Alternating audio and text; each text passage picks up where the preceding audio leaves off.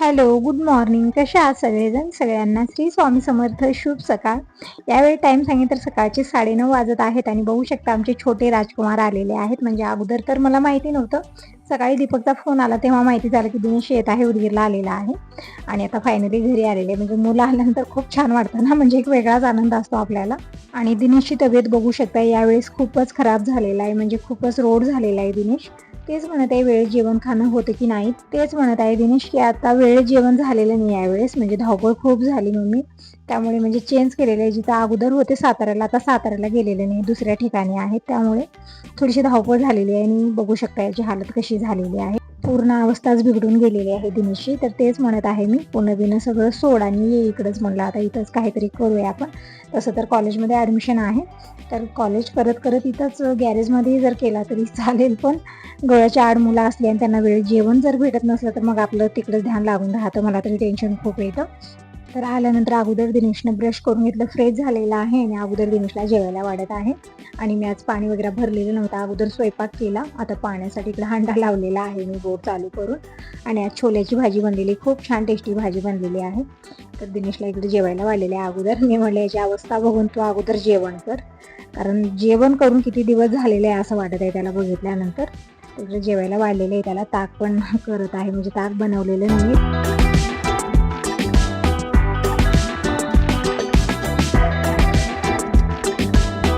तर अगोदर मी हांडे भरले आणि ताक पण बनवून दिलेलं आहे. आता देवपूजा करून घेऊयात. थोडासा मला लेट झालेला आहे, म्हणजे अगोदर स्वयंपाक केला आणि छोल्याची भाजी बनवली ना, त्याला थोडंसं तामझाम होतं. म्हणजे ग्रेव्ही वगैरे तयार करण्यामध्ये थोडासा मला लेट झालेला होता आणि उसळ बनवली. परत पूर्ण स्वयंपाक केलेला आहे मी. वरण भात भाकरी जीही बनवायचं आहे, कारण दार बंद करून स्वयंपाक करावं लागतं ना, बाहेरचं काही दिसत नाही. त्यामुळे म्हणलं अगोदर स्वयंपाक करायचा आणि किचनपासून फ्री व्हायचं आणि मग निवांत देवपूजा करून घेऊ.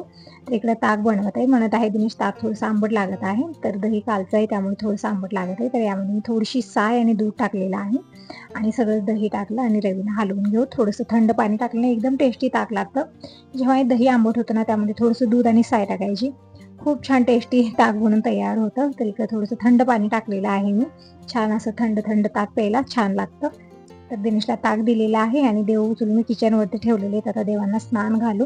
थोडासा लेट झालेला आहे आज मला, म्हणजे सकाळी सकाळी पित्ताचा त्रास खूप होत आहे. आता परत चालू झालेला आहे. अगोदर काही दिवस पित्त झालेलं नव्हतं मला.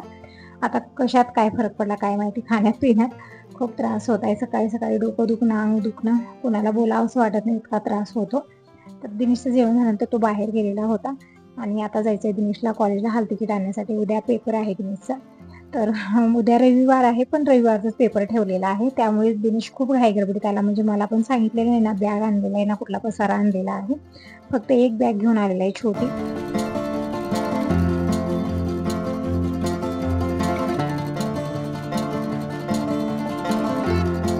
दिनेश तेच म्हणत आहे, मम्मी खूप घाई गडबड झाली येते वेळेस. म्हणजे सर ना अचानकच फोन केले आणि म्हणत होते रविवारी पेपर आहे आणि शनिवारी हाल तिकीट देणार. रात्रावर शनिवार आहे, तर दिनेश आता जात आहे रेडी होऊन हाल तिकीट आणण्यासाठी. आणि माझी इकडं कामं होत आहेत, म्हणजे थोडीफार कामं झालेली, थोडीफार व्हायची आहेत आणि दिनेशच्या शर्टाला इस्त्री करायची होती. तर ते पण मला करणं झालं नाही, म्हणजे धुवून मी असंच ठेवलेलं होतं पिशवीमध्ये भरून, त्यामुळे खूपच चोळामोळा झालेली होती. तर दिनेशला म्हणजे इस्त्री करून घे त्याला, कारण तसंच ठीक वाटत नाही होते. आणि ओले टावेल इकडे तिकडे ठेवलेले आहेत, तर ते पण मी उन्हाला टाकलेले. आणि इकडे तरी कपड्याचा गबाळ खूप झालेला आहे. तर जी साड्या मला धुवायला घ्यायची ते मी घेत आहे, म्हणजे 2-3 दिवस कार्यक्रम होते. दररोज एक साडी घातली आणि स्टँडमध्ये असंच खुपसून ठेवलं. आता मी इकडे धुवायला घेत आहे साड्या, जी धुवायची आहेत मला. आणि ड्रेसवरची ओढणी वगैरे आहे, पण ते काही घेणं होत नाही कामामध्ये. ओढणी आवरायची, कामं आवरायची, असं होतं. तर दिनेश इकडे कॉलेजला जाण्यासाठी रेडी झालेला आहे आणि मी कपडे वगैरे धुवून घेते. कपडे आज जास्त आहेत, म्हणजे साड्या वगैरे, परत दिनेशचे 1-2 जोड कपडे आहेत. तर या सगळ्या साड्या मी घेतले 2-3 दिवस घातलेल्या, म्हणजे घालायचं आणि काढून ठेवायचं आणि दुसरी घालायची परत, असं केलेलं आहे 2-3 दिवस मी.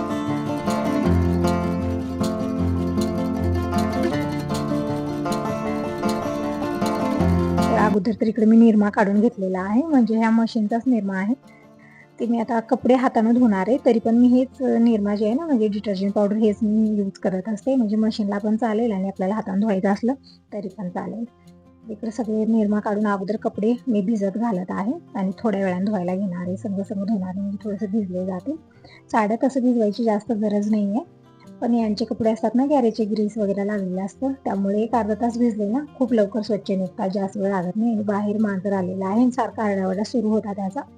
तर अगोदर चपाती टाकलेली आहे. कपडे वगैरे धुवून सगळ्या कामापासून फ्री होऊन मी आलेली आता परत किचनमध्ये. काल नाही 4 दिवसाच्या अगोदर मी तांदूळ भिजत घातलेले होते आणि सकाळी थोडेसे तांदूळ मी भिजत घातले, म्हणजे आईसाठी मी हे भिजू घातलेले आहेत. आई म्हणत होती अनारसे बनवून दे. आता हे जे तांदूळ मी भिजत घातलेले होते फक्त 2 गिलास आहेत आणि याच्या अनारसे बनतील त्याला गाईकडे घेऊन जाण्यासाठी आणि आईला देण्यासाठी. मी दुसरे तांदूळ आज भिजत घातलेत, आता परत 3 दिवस ते भिजणार. अगोदर आई म्हणली असते ना मी अगोदरच भिजत घातलेले होते, याच्यासोबत घातलं असतं, पण आईनं मला आज सांगितलं. आई म्हणल्यानंतर मी ते भिजत घातलेले आहेत. आता 3 दिवस वेट करावं लागणार आहे. आणि जे अगोदर मी भिजत घातलेले होते आज 4था दिवस आहे आणि दररोजच्या दररोज पाणी चेंज करत होते. आज 2-3 पाणी स्वच्छ धुवलं आणि चाळणीमध्ये तांदूळ काढून ठेवलेले आहेत. आता इथे एक कपडा अंतरलेला आहे कॉटनचा मी आणि यावरती तांदूळ पसरवायचे आहेत, म्हणजे जे हे एक्स्ट्रा पाणी आहे सगळं निचरा होत आहे.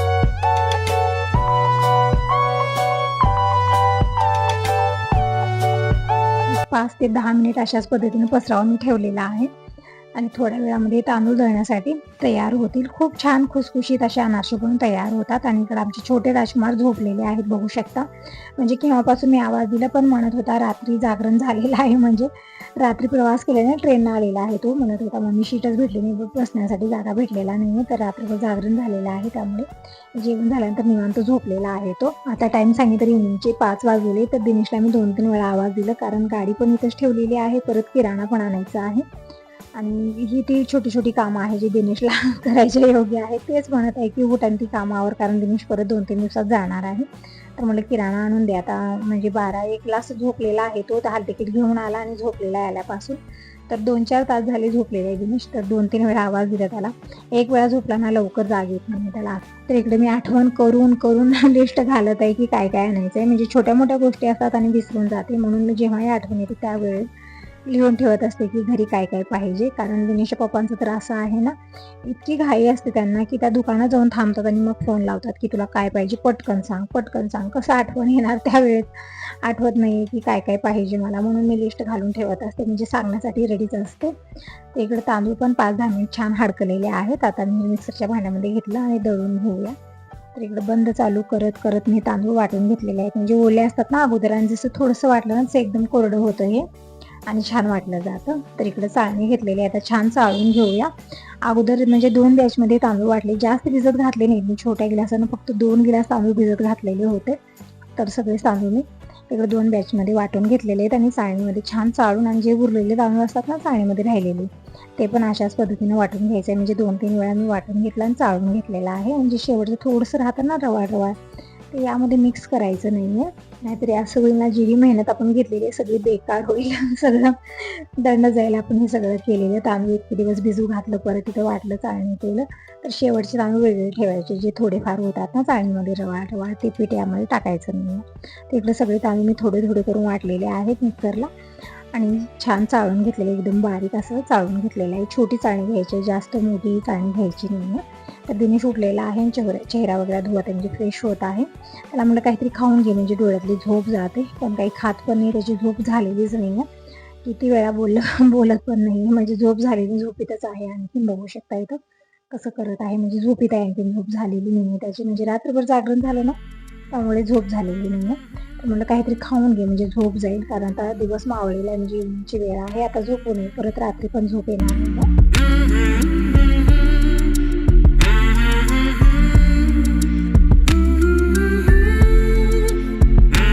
येऊन बसलेलं आहे किचनमध्ये, असं मम्मी तसं मम्मी सुरू आहे त्याचं.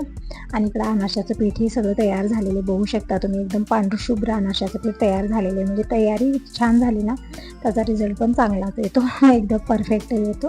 त्यामुळे जी ही मेहनत घ्यायची आहे ना ती तयारीमध्येच घ्यायची आहे, तयारी परफेक्ट करायची आहे. तर इकडं गूळ घेतलेलं आहे मी, गूळ टाकून अनारसे बनवत आहे, किंवा साखर पण टाकू शकता, आवड आहे ज्यांची त्यांची. मी गूळ घेतलेला आहे. तर गूळ तर अगोदर इकडे खिसून घेऊया, आणि मेजरमेंट गरजेची आहे. अनारशाच्या पिठामध्ये गूळ जास्त झाला किंवा कमी पडला तर अनारसे व्यवस्थित होत नाहीत, बिघडून जातात. तर इकडं मी 1 वाटी गूळ खिसून घेतलेला आहे. आता पीठ किती आहे ते मोजून घेत आहे. तर या वाटीनं हे पीठ 4 वाटी झालेलं आहे भरून, आणि आता याच वाटीनं 1 ते 1.25 वाटी गूळ टाकायचा आपल्याला. साखर असली तर 1.5 वाटी साखर टाकली तर पुरेशी होते, म्हणजे तुमच्या गोडीप्रमाणे आपण टाकू शकता. पण साखर जास्त झाली ना तर पीठ पगळतं हे आणि अनारसे परफेक्ट होणार नाही. तर 4 वाट्या पूर्ण हे पीठ भरलेलं आहे. आता याच वाटीनं 1 वाटी पूर्ण भरून मी गूळ घेतलेले बघू शकता इकडं. आणि गूळ खिसून घेतल्यामुळे यामध्ये खडे वगैरे काही नाही. फक्त आता मिक्स करायचं आहे आणि याचे छोटे छोटे गोळे बनवून सगळे डब्यात ठेवायचं आहे, म्हणजे गरम ठिकाणी ठेवायचं आहे, फ्रीजमध्ये वगैरे ठेवायचं नाही आहे. तर इकडं छान मी मिक्स करून घेतलं अगोदर आणि याचे गोळे करून घेत आहे. अशा प्रकारे गोळे करून एक पॅकबंद डब्यामध्ये भरून गरम ठिकाणी ठेवायचं आहे.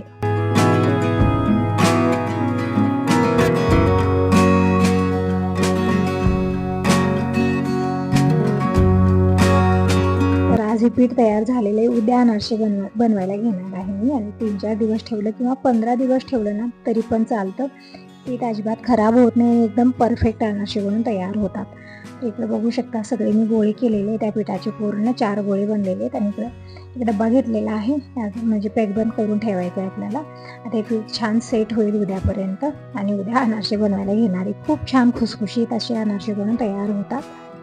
इकडे दिनेश पाणी प्यायला घेत आहे, म्हणजे आता झोपेतून उठलेला आहे ना, त्यामुळे काय करावं काय नाही ते सुचत नाही त्याला. मी म्हटलं काहीतरी खात पण नाही, बडबड सुरू आहे याची. तर आता पीठ तर तयार झालेलं आहे अनारशाचं. आता मला लोणी काढायची आहे. साय एक गंज टप्प भरलेला आहे, परत एका डब्यामध्ये मी काढून ठेवली आणि आज जी दुधावरती साय राहिली आहे ना ते पण मी घेतलेले आहे आणि दूध परत फ्रीजमध्ये ठेवलं. म्हणजे आजकाल दूध फ्रीजमध्ये ठेवते ना मी, म्हणजे अगोदर मी कधीच फ्रीजमध्ये ठेवायची नाही, दूध बाहेरच असायचं. पण दूध 2-3 वेळा खराब झालेलं आहे गरमीमुळे, म्हणून मी आता फ्रीजमध्ये ठेवत आहे. आणि त्यावरती अशी साय येते ना की पूर्ण त्या दुधात काही राहत नाही, पूर्ण साय येते.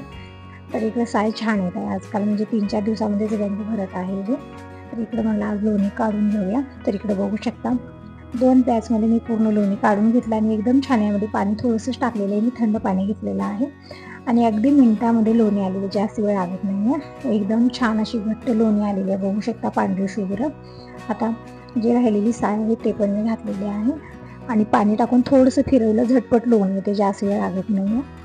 आणि हे मिक्सरचं भांडं धुवायचाच कंटाळा येतो मला बाकी काही नाही, लोणी खूप झटपट येते कारण याला खूप सारे पाते असतात ना, व्यवस्थित धुता येत नाही. म्हणून मी काय थोडंसं गरम पाणी लिक्विड वगैरे टाकून स्वच्छ धुवून घेते. तर इकडे सगळी साय मी टाकलेली आहे आणि नंतर थोडंसं थंड पाणी टाकलं आणि मग धुवून मी यामध्येच टाकलेलं आहे पूर्णपणे, म्हणजे जी चिटकलेली साय आहे ना ती सगळीच टाकलेली आहे यामध्ये. पाणी थंड घ्यायचं आहे आपल्याला आणि ही साय पण थंडच आहे, म्हणजे फ्रीजमध्ये राहते ना त्यामुळे थंडच आहे, त्यामुळे झटपट लोणी येतं, जास्त वेळ लागत नाही आहे. कामं खूप झटपट होतात, फक्त थोडंसं करण्या अगोदर तामझाम वाटतं आणि एक वेळा सुरुवात केली ना सगळी कामं आपली कमी वेळात होतात, जास्त वेळ लागत नाही आहे. पण सुरुवात करण्या अगोदर वाटतं की भरपूर वेळ लागतो, कंटाळा खूप करतो आपण. तर विचार न करता जर कामं केली ना आपली कामं खरं झटपट होतात. तर इकडे बघू शकता अगदी मिनिटामध्ये लोणी आलेलं आहे. आता लोणी काढून घेऊया, जी डब्याला चिटकलेलं लोणी आहे ना मिक्सरच्या भांड्याला ते पण काढून घेतलेलं आहे पूर्णपणे आणि लोणी काढून मी संग गरम करायला ठेवते, म्हणजे तूप बनत राहील निवांत, तोपर्यंत मी भांडी घासून घेते. खूप जास्त भांडी झालेले आहेत आज, म्हणजे अगोदर तर मी अनारशाचं पीठ तयार केलं त्याचे भांडे झालेले आहेत, परत लोणी काढलं, साईची तांबे गंज जी आहे ते आहे, खूप जास्त झालेली. तर अगोदर मी सगळी भांडी घासून घेते, उद्या तरी खूप धावपळ होणार आहे. उद्या जायचं आहे नणंदबाईकडे, अनारसे बनवायचे, धोंडे बनवायचे आहेत, सगळी तयारी करून घ्यायची. इतकी धावपळ उद्या होणार आहे ना, उद्याचा तरी रुटीन सांगूच नका, फक्त धावपळीचा जाणार आहे.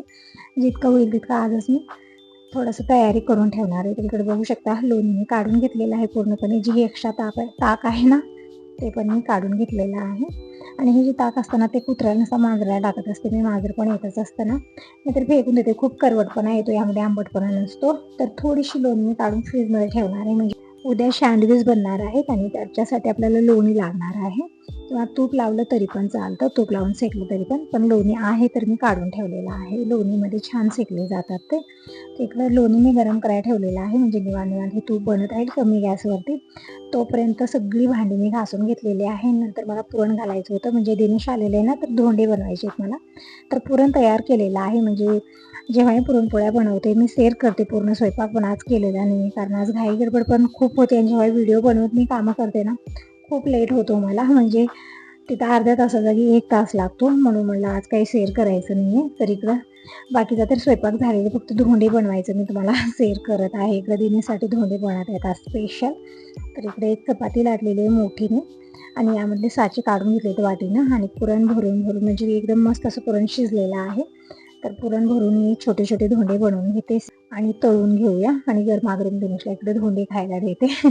तेच म्हणत आहे दिनेश नको मम्मी धोंडे वगैरे, म्हणजे पुरणपोळी तितकी मुलांना आवडत नाही, तरी पण दीपक दिनेश खातात. तर म्हणलं धोंडे बनवायचे, आता धोंड्याचा महिना आहे आणि तो आलेला आहे. दीपक तरी आता येणार नाहीये, तर दिनेशला इकडे बनवून मी धोंडे खाऊ घालत आहे. तर तेल गरम करायला ठेवलेलं आहे, जोपर्यंत तेल गरम होतं तोपर्यंत मी आणखीन 2-3 धोंडे बनवून घेते. म्हणजे जास्त बनवणार नाही, संध्याकाळची वेळ आहे ना, जास्त बनवलं खपत नाही आणि परत मी सकाळी बनले.